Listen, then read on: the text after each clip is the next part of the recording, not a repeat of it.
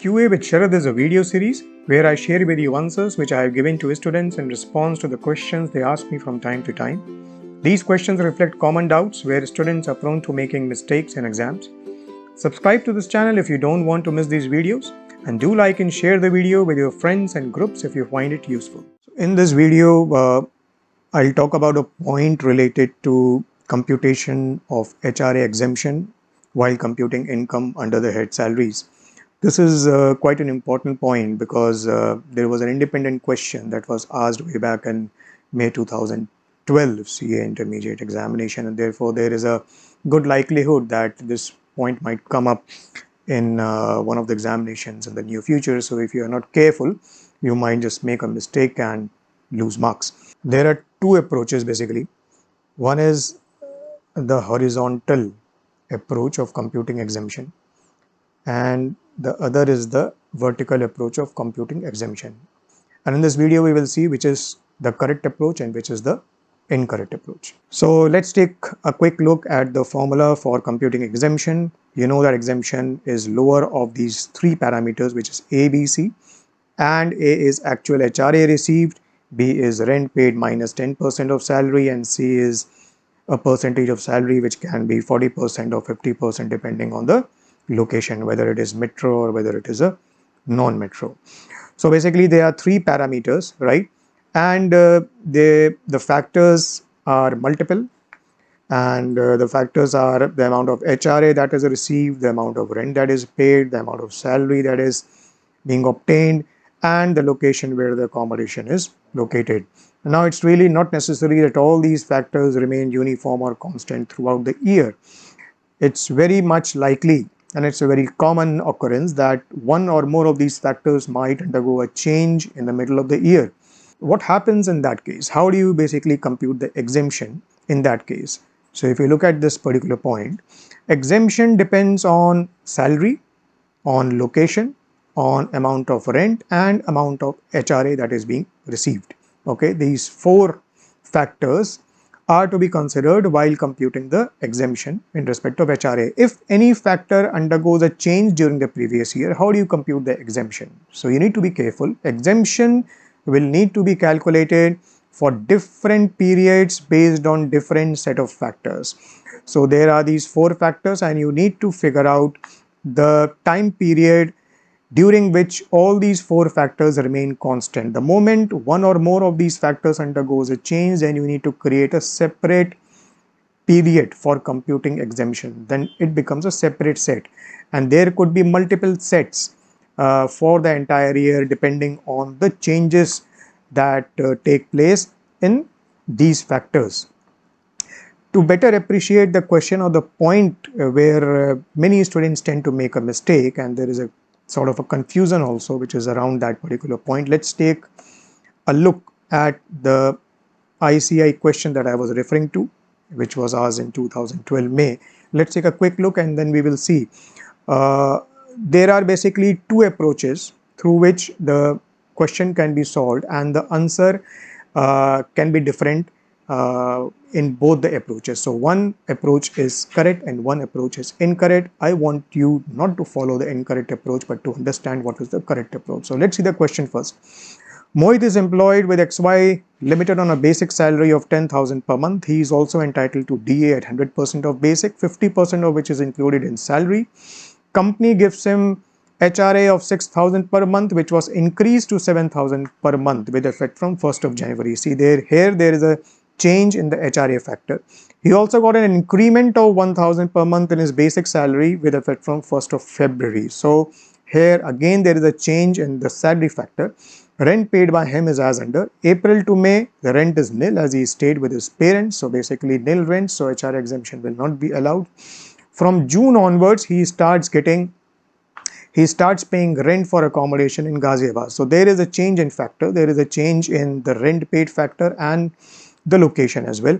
And from November to March, the rent paid increases to 8,000 per month, and the accommodation changes from Ghaziabad to Delhi. So there is this change again in the location factor, and once again there is a change in the rent paid factor. So in this question, if you see, there are changes which have occurred in all the four factors, and there are therefore multiple sets of periods to be determined based on constant factors, right? So let's quickly look at the solution and what should be the correct approach and what is the approach that is incorrect and thus we should avoid. So the question basically asks us to compute the gross salary. So gross salary, we will just, okay, so since we are focusing on HRA exemption and to determine the correct approach, we are not going to go into the details of the amounts or the computation as such. We are just going to focus on the approach. So when we compute the exemption, we compute basic salary, and then DA is 100% of this, and HRA received is this, and finally we reduce the exemption, and then we arrive at the gross salary. Now the question is, how do we compute the exemption, which is given in this particular table? So depending on the set of factors, we figure out the multiple sets of periods during the whole of the year. So April and May, so we start from April, and April to May all the four set of factors remain constant, so there is no change, so this becomes one set of period. But from June onwards there is a change, and therefore we need to create a separate period for the purpose of computing exemption. And the change from June is basically the SSE or Mohit starts paying rent, right? He starts paying rent, so from June onwards, so we need to create a separate period, and then all the four factors remain the same till October. So this becomes June to October becomes another set of period. From November again, what undergoes a change? From November, the amount of rent increases and the location becomes Ghaziabad.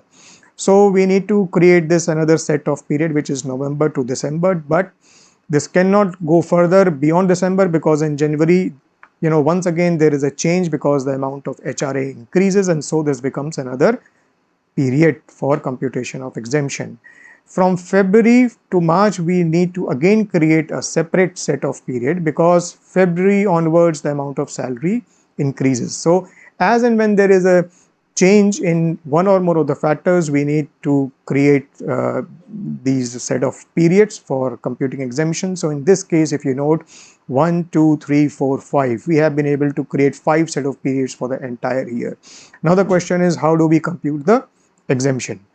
So basic salary, DA, and we add this, and this gives us the salary for the purpose of HRA exemption. So we determine the amount of salary, and then we multiply, and these are the relevant months comprised in the set. So we have in the set we have 2 months, 5 months, 2 months, 1 month and 2 months respectively, and then salary for the relevant period comprised in the set of period is 15,000 into 2, 15,000 into 5, 15,000 into 2, and therefore this comes as the salary which is relevant for the set of periods that we have identified. And similarly, rent paid for the relevant period is this, and this is the formula. HRA exempt is lower of parameter A, parameter B and parameter C. A is HRA received, B is rent paid minus 10% of salary, and C is either 40% or 50% of salary.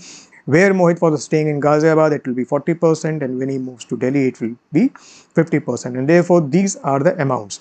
So approach number 1 is to determine the amounts for each of these parameters A, B and C for each of these set of periods. So here, since no rent is paid, it's basically nil, nil and nil.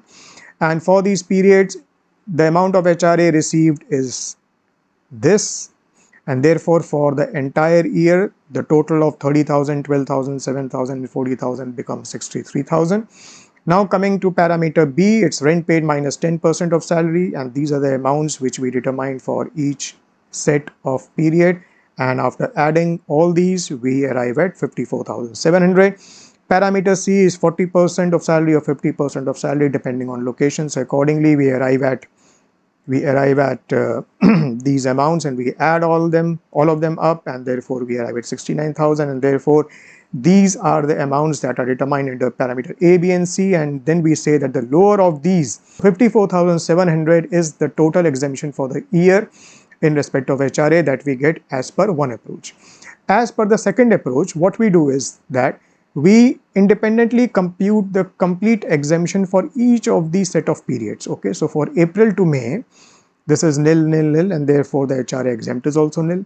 For June to October, the parameters ABC is 30,000, 22,500 and 30,000, and therefore the lower of this is 22,500. So the HRA exemption for June to October period is 22,500. Similarly, for November to December period, we say that 12,000, 13,000 and 15,000, and therefore the lower of this is 12,000. And similarly, for January period, we get this amount, and for February to March period, we get the lower of 14,000, 12,700 and 16,500, which is 12,700. So we independently compute the exemption for each of these set of periods, and then we add all these 22,500, 12,000, 6,500 and 12,700. We add all these and we get this amount 53,700.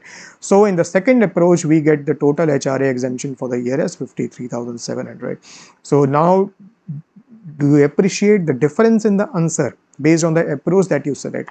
In the first approach, where we determined the amounts for each set of periods for each of these parameters, and then we aggregated them, these, and these, and then we got the total exemption as 54,700. In the second approach, we independently computed the exemption for each of these set of periods, and then we got these particular amounts, and then we added and we got 53,700. So there is a difference. Okay, now what is the correct approach? Several students make the mistake whereby they adopt the first approach, which is this approach. Okay, and there are several students which adopt the correct approach, which is this approach, whereby they get the exemption amount of 53,700. So this is the incorrect approach. You should take care not to adopt this approach in computing HRA exemption. The correct approach is this: you should independently compute exemption for each of the set of periods. Okay, for each of the set of periods, and then you should aggregate all the amounts of exemptions that you have independently computed, and the amount that you get will be the total exemption for the entire year, which you will take here 53,700, and that you will provide as exemption in order to arrive at the gross amount of salary. So hope this is clear to you, and I am sure that now you will not make this mistake and you will ensure to adopt the correct approach. Do subscribe to this channel if you don't want to miss these kind of videos that I will now put out on a regular basis, and do like and share this video with all your friends and groups if you found this useful. Thank you very much and all the best.